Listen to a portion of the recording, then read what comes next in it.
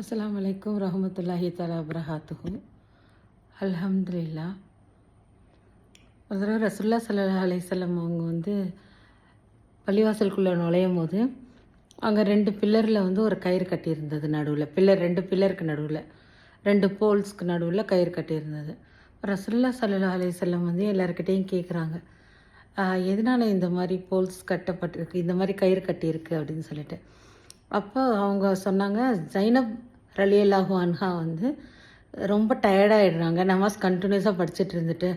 அப்புறம் அவங்க என்ன செய்வாங்க, அந்த கயிறை பிடிச்சிட்டு அதை ஒரு சப்போர்ட்டாக வச்சுக்கிட்டு தொழுவாங்க அப்படின்னு சொன்னாங்க. அதுக்கு பதிலாக ரசூலுல்லாஹி ஸல்லல்லாஹு அலைஹி வஸல்லம் என்ன சொன்னாங்கன்னா, ஃபஸ்ட்டு போய் ரெஸ்ட் எடுங்க, போய் படுங்க. நம்ம என்ன செய்யணும், ரெஸ்ட் எடுத்துகிட்டு கண்டினியூஸாக தொழுகணும் அப்படிங்கிற அவசியம் இல்லை. அதீனும் யுஸ்ருன் அப்படின்னா தீன் இஸ்லாம் எளிதானது, அதை நம்ம கஷ்டப்படுத்திக்கணும்னு அவசியம் இல்லை. ரசூலுல்லாஹி ஸல்லல்லாஹு அலைஹி வஸல்லம் சொன்னாங்க, ஜைனப் அவங்கள போய் ஃபஸ்ட்டு தூங்க சொல்லுங்கள், ரெஸ்ட் எடுக்க சொல்லுங்கள். அப்படி கஷ்டப்பட்டு கயிறை பிடிச்சிட்டு தான் தொழுகணுங்கிற அவசியம் இல்லை, அந்த கயிறை கலட்டுங்க அப்படின்னு சொல்லிட்டாங்க.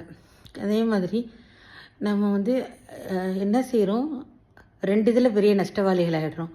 ஒன்று ஆரோக்கியத்தை பார்த்துக்கிறதில்ல, இன்னொன்று கரெக்டான சமயத்தில் ரெஸ்ட் எடுக்கிறதில்ல. நம்ம 2ஐயும் இழந்துட்டோம்னா பெரிய நஷ்டவாளி ஆகிடுவோம். ஆரோக்கியமும் ஓய்வுங்கிறது நமக்கு ரொம்ப முக்கியம். அதையும் பார்த்துட்டு நம்ம தொழுகையும் பார்த்துட்டு அல்ஹம்துலில்லாஹ் நம்மளோட தொழுகை கடமையானது செய்யணும்.